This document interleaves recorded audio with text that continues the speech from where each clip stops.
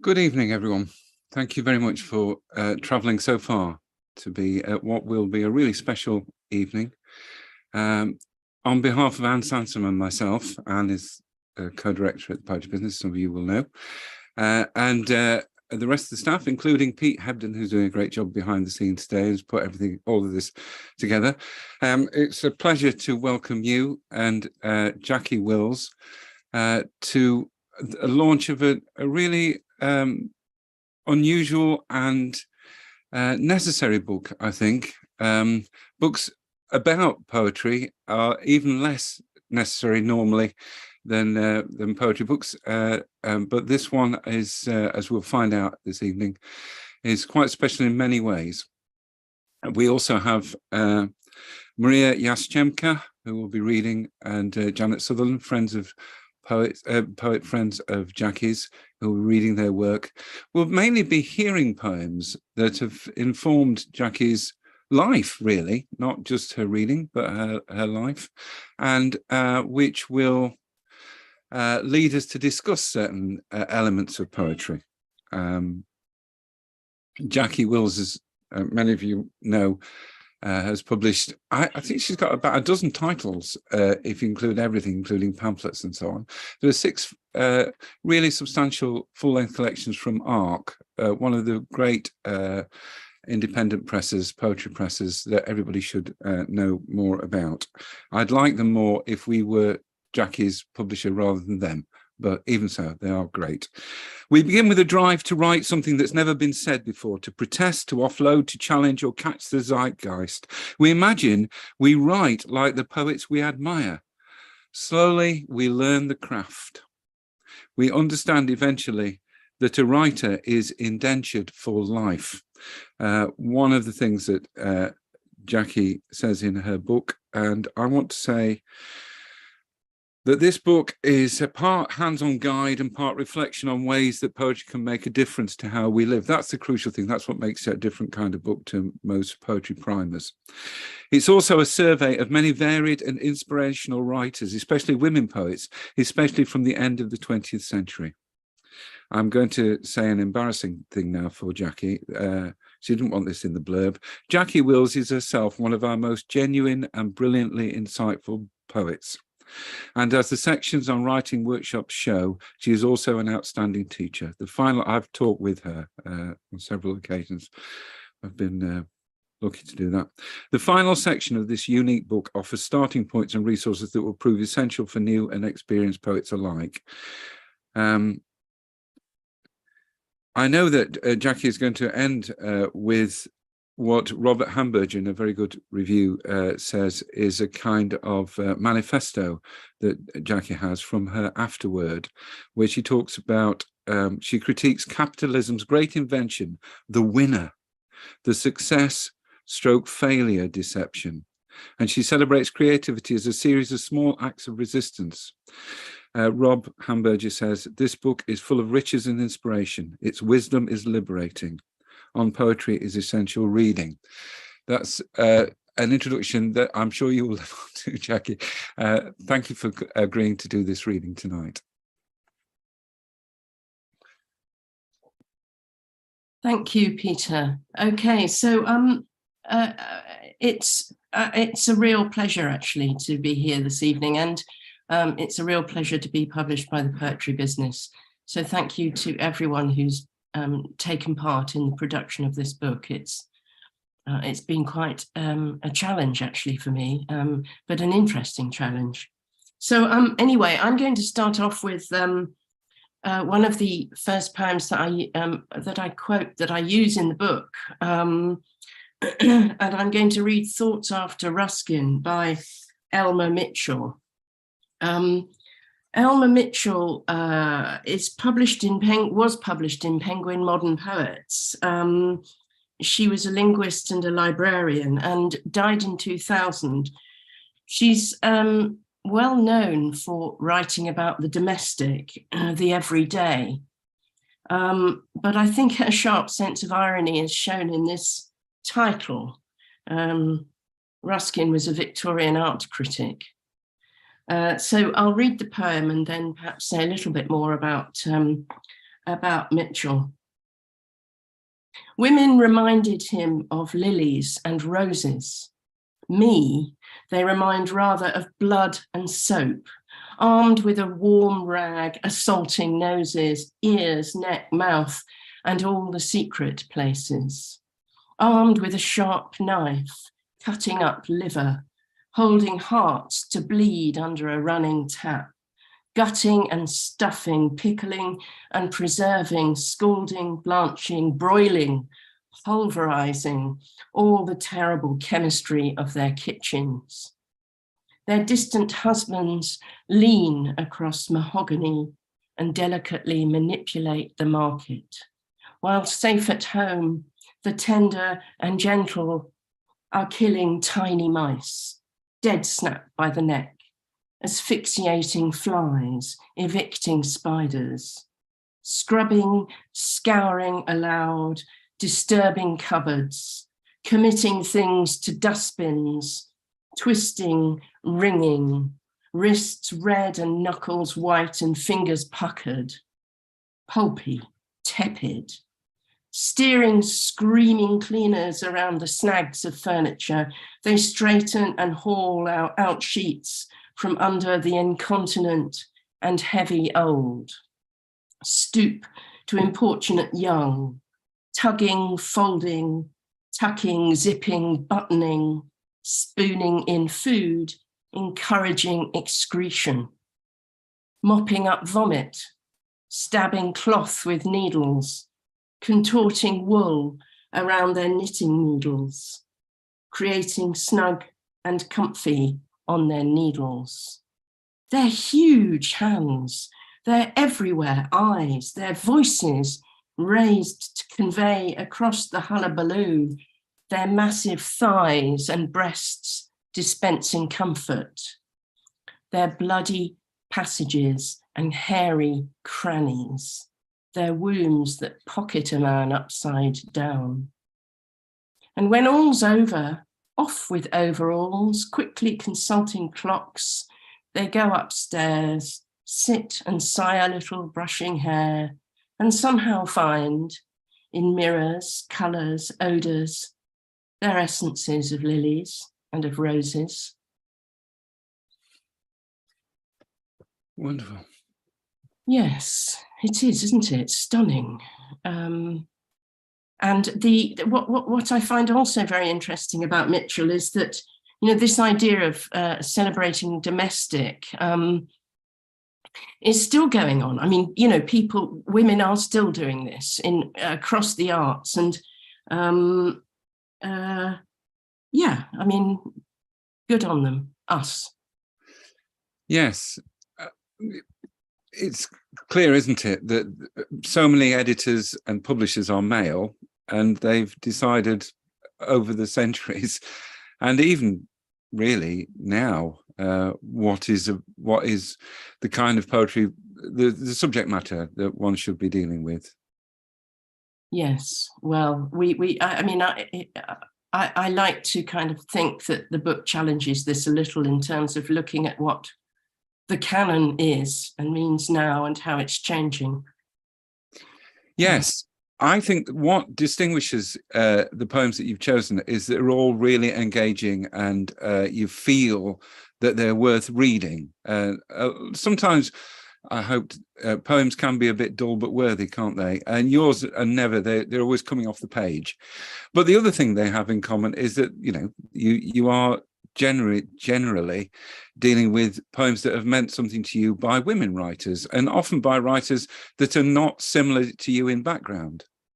Absolutely, yes. I mean, not at all in most cases, I'd say. But then that's the fantastic thing about poetry and reading as I read, which is fairly what's the word? I read in quite a scattergun way, I think. I mean, I pick things up and put them down, and I have never really, apart from brief periods of my life, read in a conscious and sort of organized way. And the great thing about poetry, of course, is that you can do that because poems are generally quite short. So you might just like, you know, one poem by a poet, but that's enough, isn't it? It's always good when you've got that poem, isn't it? I sometimes struggle with poets. There are one or two poets that are lauded everywhere that people really like, that I don't connect with them. So, and when I find a poem by them that I really do, I'm always relieved, and then I can look at their other work differently. And equally, you might find a poem by somebody and then think, oh, I want to read it all now. Yeah. Mm. Yes. Yes. So that's, I suppose, yeah. I mean, that's where your personal canon comes in, and your own choice, the choices you make as a reader are so important. And don't let anyone tell you that there is one reading list and one way of reading, and one assessment of quality. And I wonder if I should now move on to an Olive Senior poem, which is also in the book, because one of the interesting things that Senior focused on in a lecture she gave in 2019, the Margaret Lawrence lecture, was that she wrote because she didn't find herself in the literature she studied at school. And this is so crucial, I think. It's an issue which more people are talking about, thankfully. Where do you find yourself? And you have the right to see yourself in the arts that are, promoted in a kind of public way. So that was one of the things that Senior focused on, who were her models. She didn't really have any.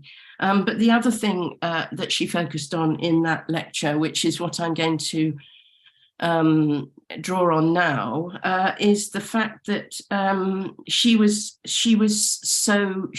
so keen on the concept of earth and of the garden and our relationship with earth. So I'm going to read the poem of hers that has always stayed with me. Well, I say always, I mean, it was quite a recent find since when I had children, but it's called Brief Lives. Gardening in the tropics, you never know what you'll turn up, quite often bones. In some places, they say, when volcanoes erupt, they spew out dense and monumental as stones, the skulls of desaparecidos, the disappeared ones. Mine is only a kitchen garden, so I unearth just occasional skeletons. The latest was of a young man from the country who lost his way and crossed the invisible boundary into rival political territory. I buried him again so he can carry on growing. Our cemeteries are thriving too. The newest addition was the drug baron, wiped out in territorial competition, who had this stunning funeral, complete with 21 guns salute and attended by everyone, especially the young girls, famed for the vivacity of their dress, their short skirts, and even briefer lives. Senior's currently Poet Laureate of Jamaica, and I see that her new and collected poems, Hurricane Watch, came out earlier this year with Carcanet, who is also your publisher, Peter. Yes, they're quite eclectic, aren't they, Carcanet? Yes, so from that digging, we were going to go to Edward Thomas's digging, weren't we? Which one, I think. Which I wanted you to say something about when you think about this poem, how it comes to you. So yes, thank you. Okay, in the book, I write about how, first of all, I came across this poem when I was doing a residency, and I was asked to find writing that evoked the senses in a very immediate way. And of course, this is all based on smell, this beautiful, beautiful poem. But it always comes to me when I'm just about at the allotment gate and walking down the allotment path. and in fact, later on, we're going to be hearing from Janet Sutherland, who's another keen allotmenteer, and I'm sure she knows this poem too. But yes, so it is, and I think one of the reasons why it has such an impact on me as well is that it is a tragic poem. Perhaps you can say something about that, Peter, when you read it. Yeah. Digging by Edward Thomas. All these poems, you know, are if you haven't clicked on they are available, aren't they? There's a link in the chat that you can click on to get the text up on screen, I believe. Digging by Edward Thomas. Today I think only with sense. Sense dead leaves yield, and bracken, and wild carrot seed, and the square mustard field.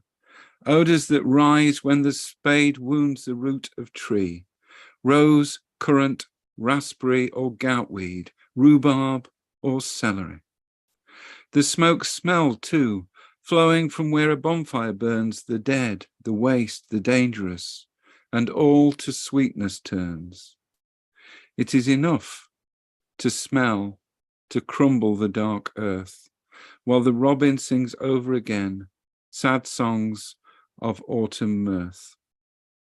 It is enough to smell, to crumble the dark earth, while the robin sings over again sad songs of autumn mirth. It is, Edward Thomas died ludicrously young in that war, didn't he? That very close to it being the end of the war, and unnecessarily he wrote all of his poems very in a compressed amount of time, often taking them from his prose works or from notes. Robert Frost told him, well, you know, this prose is really poetry, isn't it? People do know who Edward Thomas is. I don't need to give you this little thumbnail. But he reminds me a little bit, if you don't mind me saying, Jackie, his kind of seriousness and willingness to be open to experience, but not to be hoodwinked by it or by people, and not to be sentimental. I think it's something that you discover in the poets that you discuss in the book, and it's something in your own work, I would say.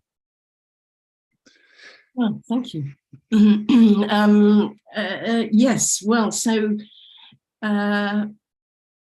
appropriately enough, I think, because the next poem we're going to hear is by a poet who's actually here, Janet Sutherland, who was brought up on a dairy farm. So I'd say probably among us little group here, Janet's probably had the most authentic and closest connection to the earth from very, very young. I'm going to ask Janet a couple of questions, but I think let's hear her poem first, if that's all right, Janet. Sure. So this is Pepys and a Nightingale.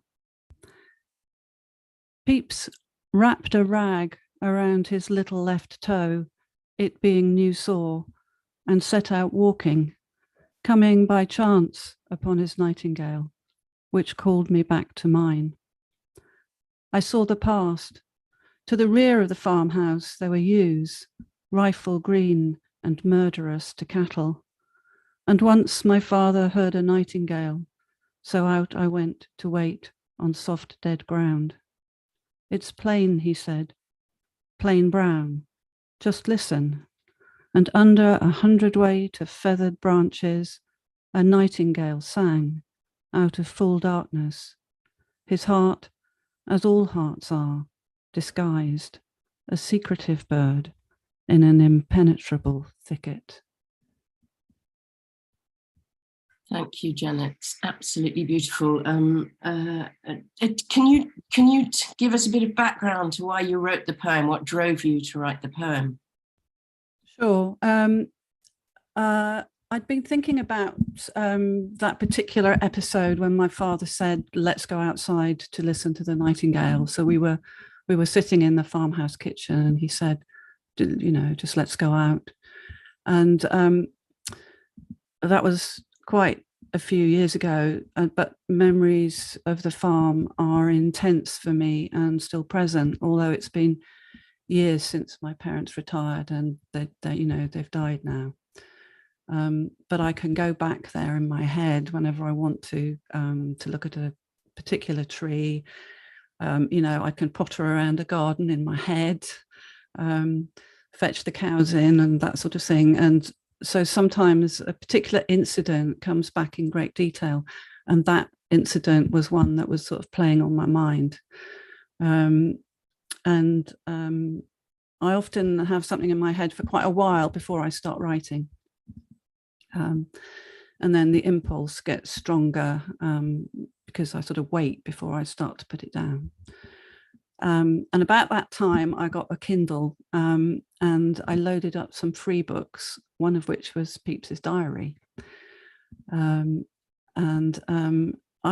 I'd read some extracts, because at school you're only allowed ever to read abridged Pepys. And at school I was always really annoyed about that, because I really just wanted to read the whole thing, and you feel that you're being denied something, and so so then I could read it in its entirety. Of course I could have just bought it at some other point, but the Kindle was the opportunity. And as I was reading, I was just struck by how time telescopes, and the diary takes you inside Pepys's life, which is so different from ours, but so similar.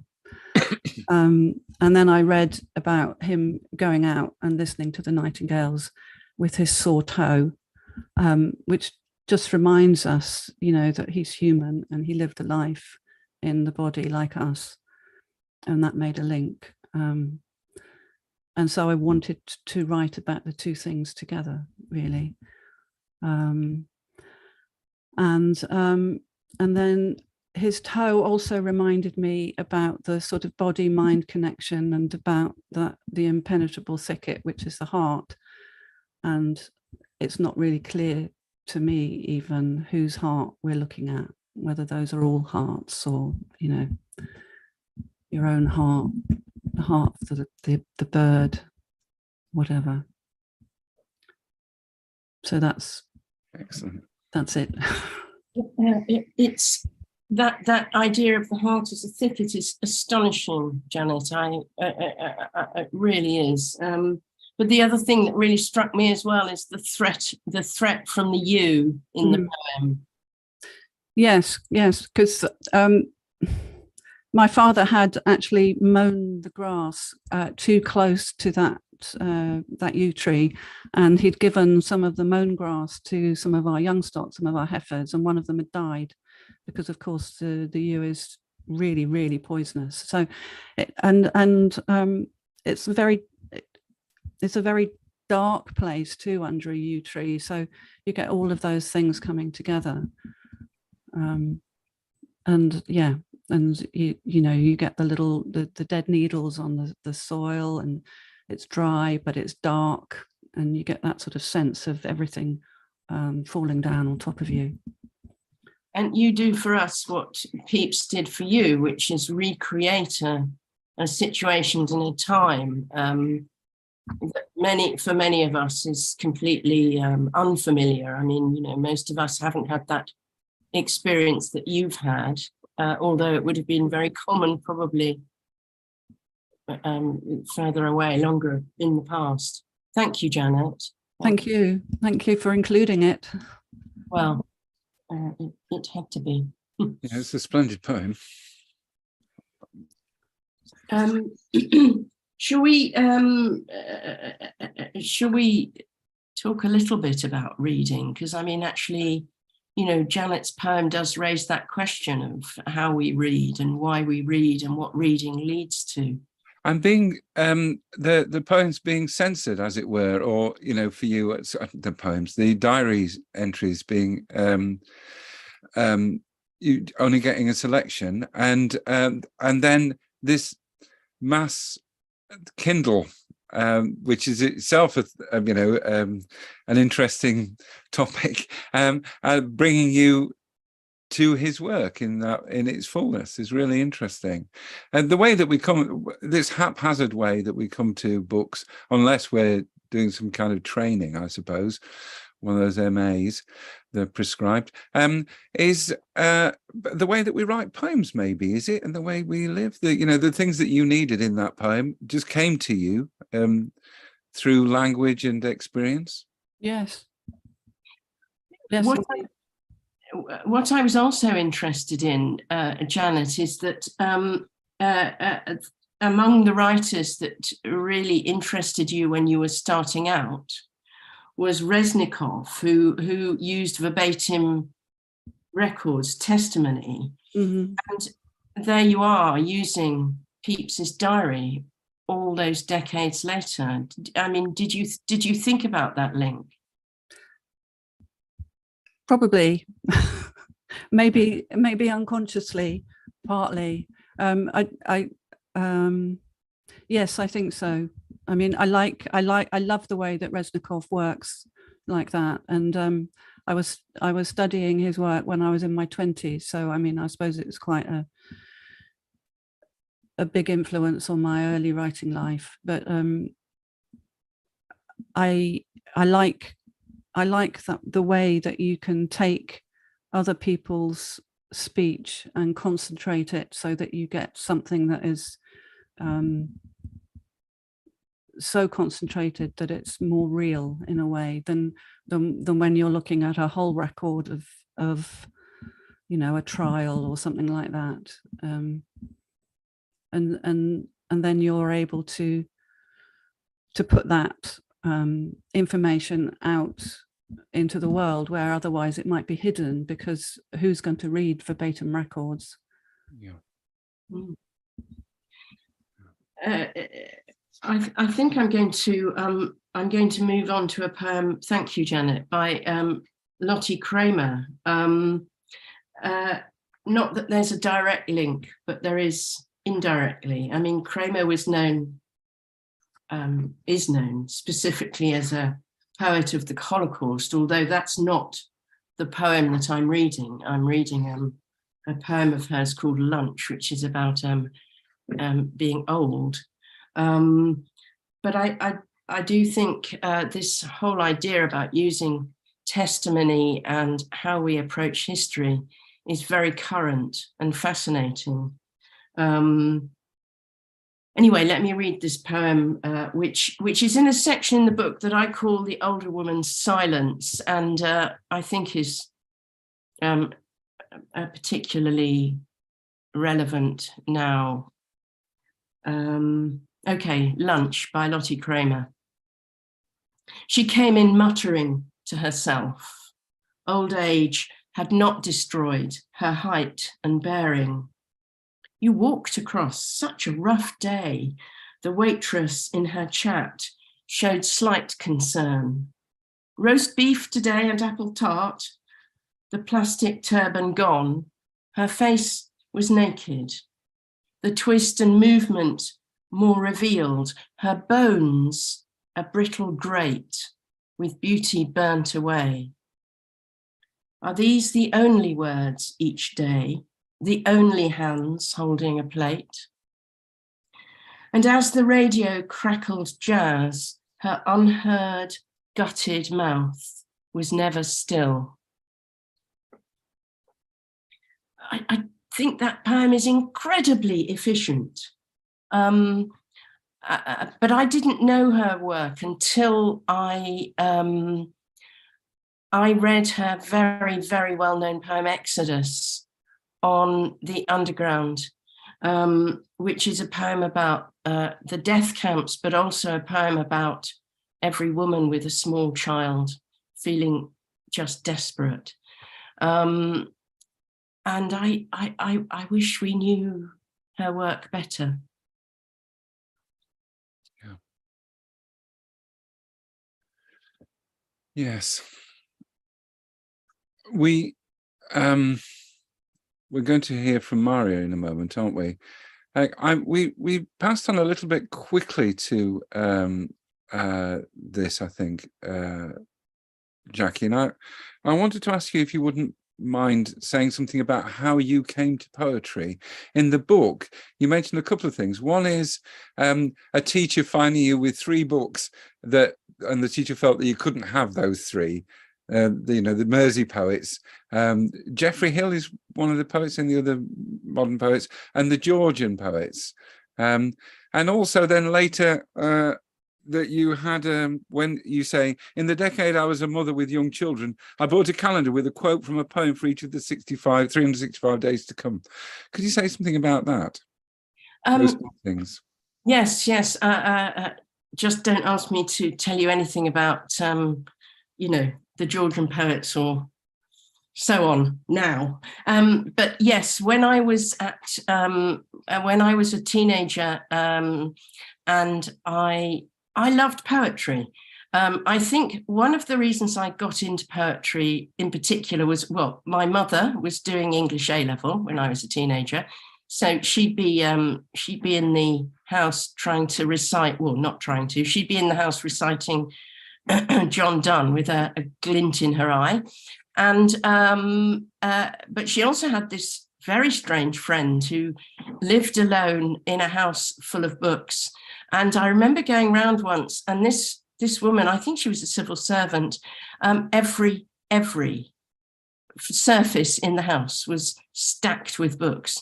It was kind of like a maze. And my mother said in passing she was a poet. I can't remember her name, but anyway, so that was probably very appealing to a teenager who didn't really feel like I fitted in. And then when I was, when I had the children and I had this calendar, it was great because, I know some people are very sniffy about this sort of thing where you're introduced to, I don't know, easy quotes and so on and so forth. But not all of the poems in this calendar were easy. And it was about all I could read. I couldn't sustain anything, really. I mean, not even a rubbish novel when the children were small. So this was perfect. And yes, it satisfied my need to, my need for metaphor. It was like it was feeding me. Yes. Yes, it is necessary, isn't it? That's what distinguishes poets, isn't it? That they need to be reading poems as well as writing them, and that when you haven't got time to do anything else, it is possible to take in this concentrated form. Yes. Yeah. I mean, it's obviously when you're mega busy or stressed or whatever, you don't necessarily take it in at all its levels, but I think it's enough to take it in, and then you can go back to it. It's like it gives you a little handhold. Yes. We're going to hear from Maria now. I can't resist asking you, Maria, how you started in poetry, why you came to poems. Oh, you're mute though. Okay. I didn't know at first that it was going to be poetry. I knew I was going to write, and poetry claimed me. I think it's because it's in between languages, or because it transcends languages. There's something magical about it that goes beyond language, and that just somehow grabbed my soul. Perhaps as a bilingual person, it's hard for me to say, but I always wanted to write, even when I was very, very, very young. Yeah. I just loved the whole thing of, making a mark on paper, and the language fascinated me. Yes. So that was before we hear your poem. I'm hijacking your running order, Jackie, to ask Janet how the same question, really. Sorry, the same question, which is how you began, really, why you came to poems. Why I came to poems. I fell in love with poetry at school. I think I went to a convent school for a couple of years when I was between the ages of 9 and 11, and we did handwriting lessons copying poems and a lot of songs, and I don't know, and just a lot of poetry, and I just fell in love with it. And then that's all I wanted to do, really, was to write. So I wrote an awful lot of teenage poetry, which was awful. But yeah, that's how. And then I studied English and then American poetry. So yeah, wonderful. And Jackie, you're going to ask Maria to read. Yes. Although, Peter, you might as well ask us.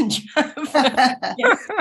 Maria, please read your poem, and when you've read your poem, can you talk a little bit about where it's come from? But also, I know that you're fascinated by poetry of witness, and I sort of have a feeling that this fascination is quite deeply embedded in this poem. So, if you can read it and then talk to us about it. Thank you, and thank you so much for having me here. I'm so excited to be part of this launch, because it's such a beautiful book, and the poets you've chosen for tonight, Jackie, are well, they're all fabulous in this book. Lottie Kramer, I had the honour of reading with her some years back at the Troubadour, and she's a fantastic poet.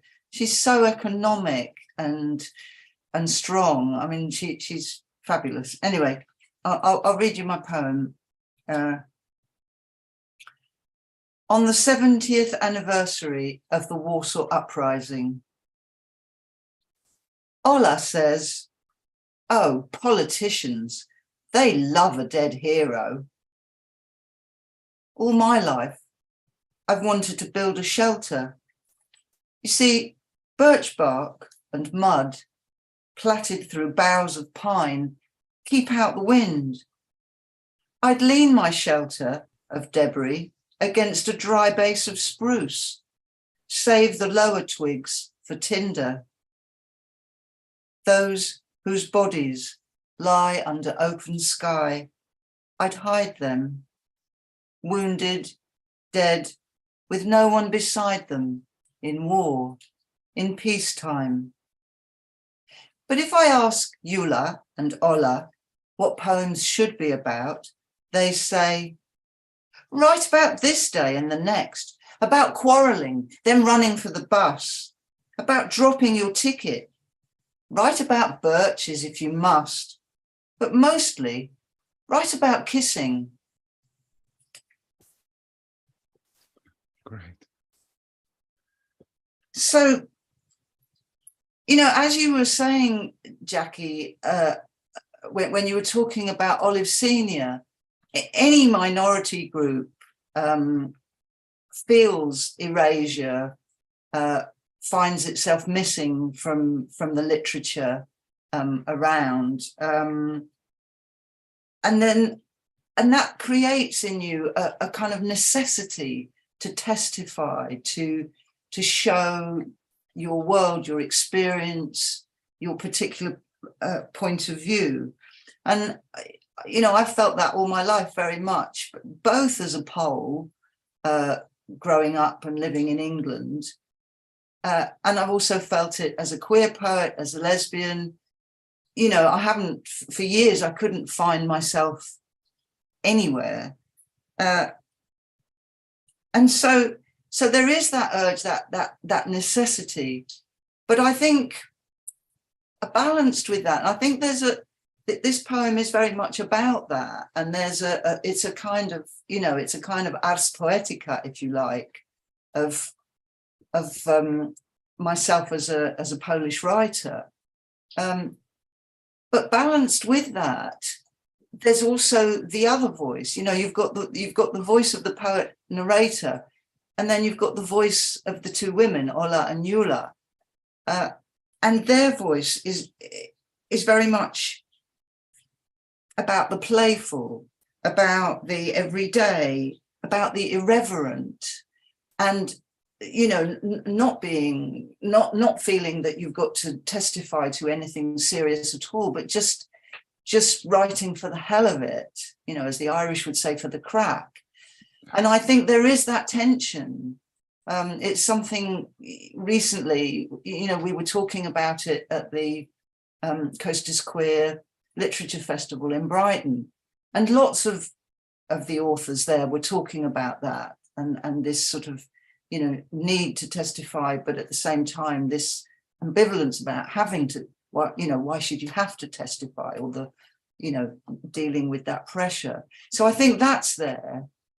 And also I am interested in history, and I'm interested in history in spite of the way, I would say, in spite of the way that both Poland, my homeland, and the UK, my other homeland, have hijacked historical narratives in order to, you know, bolster ridiculous, preposterous, pompous, jingoistic, nationalistic ideas and policies. And the Second World War is very much, certainly in Poland, it has very much been used in that way. And so it's important to me to write about it, but not in that nationalistic way. Yeah. If that answers your question. Thank you. Yes. And I mean, I'm also interested, Maria, in whether you can talk a little bit about your work as a translator, because I think this is another element on poetry that you have a particular perspective on, because you do translate. And I wonder if you can just talk a little bit about some of the challenges of translating poetry in particular. Well, translating poetry is a complete nightmare. It's, you know, it's terrifying because, you know, it's bad enough writing your own poem, but the responsibility of doing something good with someone else's poem is terrifying. So it's the kind of thing that keeps you awake at night, but it's also an enormous privilege and an opportunity, because you kind of get inside someone else's mind, heart, their way of thinking. And I think it's brilliant. It's brilliant for your own writing, because you kind of get outside of your head. And I think it's vitally important. I mean, England has such a low percentage of translated work that's being published. It's, you know, it's pitiful. And translation is about building bridges, and it's about, you know, seeing what other people are thinking, how they're living, you know, what are the things we have in common, what are the peculiarities that distinguish us. It's about celebrating difference. So it's very important to me to be doing. I mean, I think poetry is about building bridges, isn't it, and crossing borders. So it's vitally important. It's just ever so hard. I think that's very modest. Thank you, Maria. And thank you for reading that poem as well. Thank you very much. Peter, is there something you want to move on to? There's one thing I wanted to ask you about the other half of the book, which is why, to be honest, that some people will initially pick the book up, because the second half of it is a really hands-on, detailed, practical and imaginative way of being a poet and being in the classroom and being with real poets. What do I mean by that? By real poets who are also just people, as it were. One of the things I'm not keen on as a teacher myself is those people who feel they want to find out how to get published. Whereas I think what we want, I'm speaking for both of us now, Jackie, is people to write genuinely and to hope that what they write is the kind of thing that other people will want to read, and that a lot of people are so, it's enough to write them and to make them public, to publish them in a workshop, you know, that's enough. But we want those people actually to go out and publish them also, so that their work is read and influences other people. I know that so much of your life has been given over to working with people, not just as a teacher, but also in some of your residencies with Lever Brothers and so on, so that you've done a lot of work that makes a difference to people's lives, people who wouldn't encounter poems otherwise. And it's enriched your own writing, I guess, because through your reading to work in these places. That's too big a question, statement, but it's the second half of the book is quite practical, and you could read it separately as a kind of primer, how to get by in poetry and how to run writing workshops, how to do a residency, how to teach an Arvon course or whatever, except that it's not done that way. It's informed by your living, not just your livelihood. Yes, well, when I embarked on that, it was like downloading a certain part of my experience from my brain, in the hope that I could move on. So I'd spent many years running workshops and doing residencies, and got to the point where I think I was probably a bit burnt out. And I needed a break, but I also needed to make sense of what I'd spent a couple of decades doing, and what I got from it. But and there are, you know, there's a lot of crossovers between what we do as writers and what other artists do, you know, musicians and visual artists. And so in a way, this was trying to make connections, or trying to understand the connections within the arts, I think. But yeah, it's practical because I wanted to share it. So I suppose I, like you, Peter, are probably, and Maria and Janet, from a generation where we used to believe in free content. We used to believe in sharing information without expecting a fee for it. We used to think, you know, there's that concept of, you know, non-copyrighted material. So my original intention with this was to give it all away as a PDF. It didn't happen that way, but I just wanted to share what I had experienced and what I'd learned as I'd made sometimes terrible mistakes and been in situations like there's one that I mentioned where somebody said, let's put Jackie in the skate park. Well, you know, when they said, let's put Jackie in the skate park, I was easily in my mid-40s, possibly older. I mean, what was I going to do in a skate park? You know, really? But somebody thought that, oh, a skate park needed a poet. Well, yeah, possibly a skate park needs a poet, but let's choose someone appropriate, shall we? Anyway, so that's me on my high horse. I won't keep on like that. But so it was about sharing information, wanting it to go wider, and wanting people to know that there are certain things you have to ask for when you're running workshops, which is help, which is support, which is that you will not be in a classroom on your own. And if a teacher falls asleep at the back of the classroom, that's really not on. Yeah. Lovely. There are some other questions from other people, and if you want to very quickly put a question to us from the audience, that would be great to have them. But Maggie Reed makes a comment. Maggie Reed says, I used to think my scatteredness in writing and reading was a problem. Listening to this discussion, I recognise the value it might have.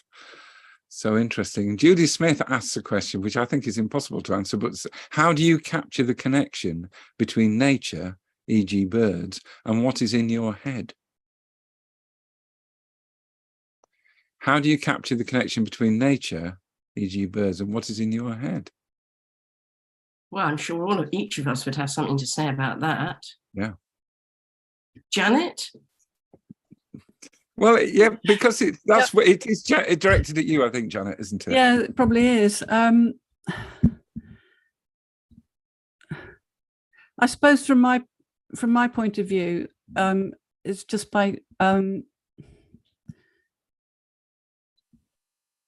sort of thinking about things and trying to express the connection that I feel, I suppose. I don't know that that's a good way to say it. I mean, poetry is, it's like what Mario was saying, it's like another language. So you have to sort of go inside yourself to find connections that you might not otherwise be able to express if you were just talking to someone. And, you know, that can take time and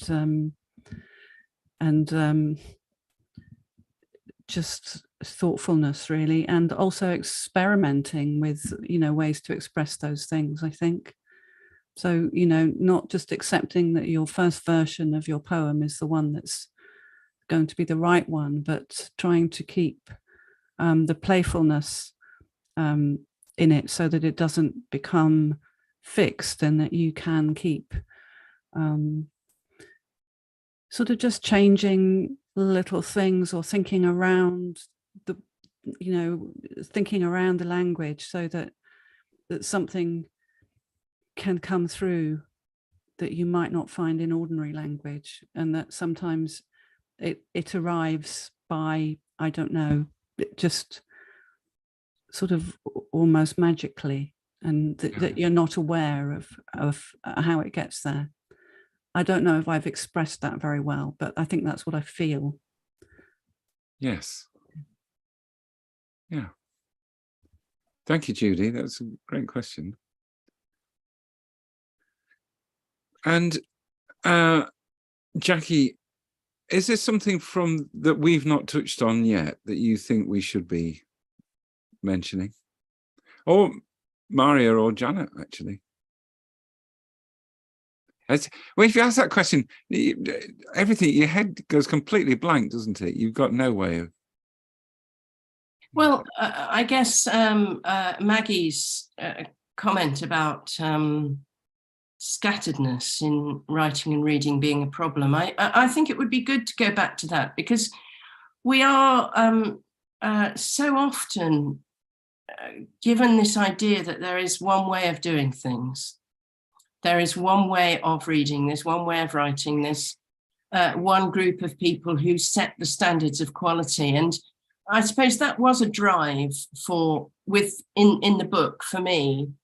And I think one of the things that really struck me in the 80s when I was starting to write, when I was reading a lot, was the fact that the publishing industry was absolutely revolutionized by writers like Grace Nichols, and by publishers like Virago and the Women's Press, and there were so many, particularly Black women writers, who broke down barriers, and everyone benefited.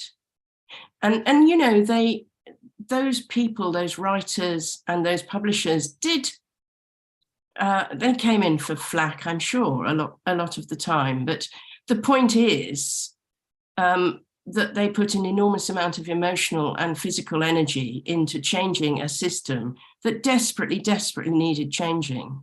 Yeah. And all of us benefited. And I think we shouldn't forget that. When we think about people who are challenging the status quo, we shouldn't forget that that is generally going to benefit a wider society. Yeah. And all the small presses that carry on doing that, you know, as we speak, they're the lifeblood, aren't they? And they're vital. And I just wanted to say about scattering is that randomness and all those happy accidents in our writing, I mean, all creativity has that element in it, whether it's music or art or poetry, it has that element of metaphor where one thing suddenly joins up with another thing and it makes its own perfect sense. And it may not be completely literal, and that, you know, that is the magic of poetry. And one of the problems of the proliferation of different kinds of teaching of poetry is that they try and it's quantifying something and finding a way of being, I think, often just wanting to be useful to people and trying to do it in a kind of programmatic way. So that, you know, Philip Pullman had to come out, didn't he, and say, look, you know, you're telling people that you're telling these children that they have to write the equivalent of an essay plan, but writers don't do that. You know, he just writes and he finds out what he's got to say, and, you know, he might work on it afterwards, but, you know, he doesn't know. He doesn't write an essay plan first. But people who are frightened, particularly of poems, you know, want to help people to be able to write it in a in a prescriptive way, to help give people a ladder into a poem. In a way, that's what poetry workshops do, isn't it? Actually, they do give a ladder into a poem using you've got a section about what you call models, I think, Jackie, in your Oh, I believe very, very firmly in using models, because it takes away people's anxiety. If you say just do a version of that, you know, let's read it, do a version of that in your own words, takes away all that anxiety about how you start and, you know, what goes where. But I also, you know, I've always been a believer in the idea of the craft, that you have to know how something's put together in order, you've got to be able to take something apart in order to be able to put it together again. And I think I give the example in the book of my old Morris Traveller engine, when the head gasket went, and people I was living with, you know, literally took it out of the car and suspended it on a chain and sorted it out for me. I couldn't do that, but, you know, it was a great lesson in life. Yeah. And Peter, you're a very experienced, more probably than me, I mean, but also have written the classic writing poems. And so you're a very experienced workshop. We should do a deal, shouldn't we? We sell both books for, anyway, you reminded me that your book is available. You can click, there's a link you should be able to find, audience, and we'll be sending this out. There's a code, I've written it down. The code is on poetry postage. Is that's poetry? The code on poetry postage, which means it's free. You get free post. You just have to pay for the book, which is worth twice its. In the way that Katie designed the book, didn't she? And did an absolutely fabulous book. Job of Katie McLean of making the book so beautiful. And I want to say, Jackie, if you don't mind, how impressed and thankful we are that you worked, so you kept coming back to it. Every draft was better than the last and had different things in it, and, you know, you lost the things that weren't necessary.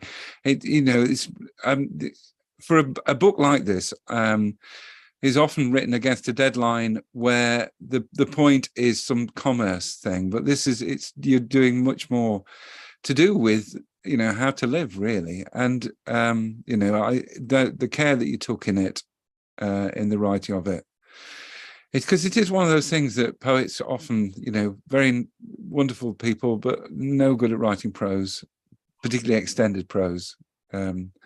Or doing it in a kind of dutiful way, you know, and it being really dull. Anyway, I think we're near the end of our time, aren't we? So I want to ask you about this afterword, which again was an afterthought, really, wasn't it? It was. Thank you for prompting me on that one, Peter, because I think both you and Katie said, oh, is it just going to end? And so then I had to knock something together. And actually, I did write the end. The rest of it I wrote very slowly, and I think I was very late with, but the afterword I wrote very fast. And it was quite instinctive. So shall I read a bit? Have we got time? Shall we thank Maria and Janet first? And then, because we're going to end on this, aren't we? Oh, okay. Thank you, Maria, and thank you, Janet, and thank you, Peter, and thank you, Pete. Great. Right. So this is the afterword. Work hard and be nice to people is an aphorism my daughter showed me in an art publication just after she graduated. It was made into a poster by Anthony Burrell in 2004, who attributed the line to an overheard conversation in a supermarket about what makes a happy life. It's subversive in its simplicity and appeals to me for that reason. A poem has the same sense of being complete, of preserving a moment when you eavesdropped and were grabbed. I don't question why I write, sew, grow vegetables, walk, or cook. Writing is a necessary part of my life, even when I'm not writing, and that's quite often.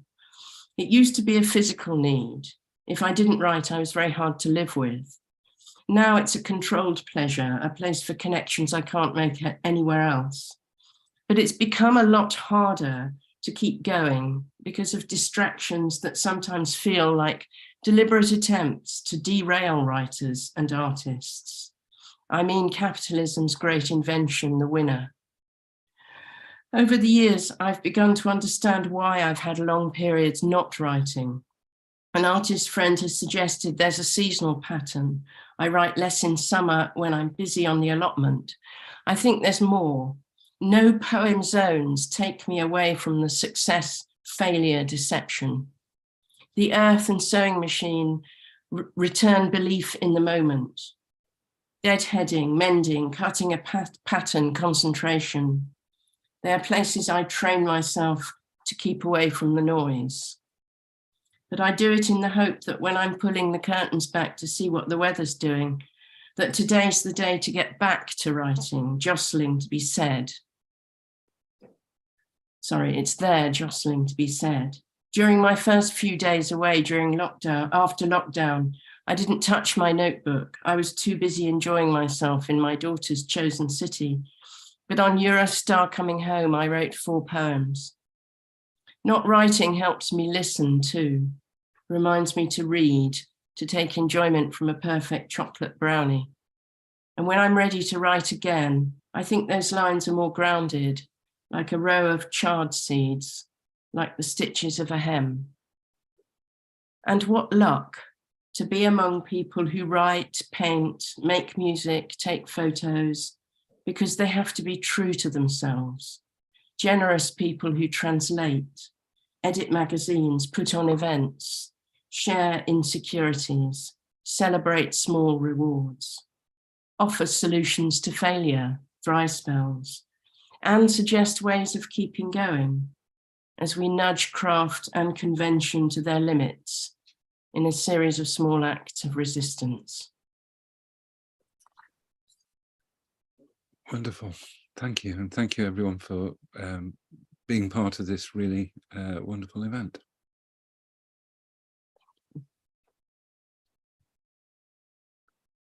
I think we've got, we're going to, yeah.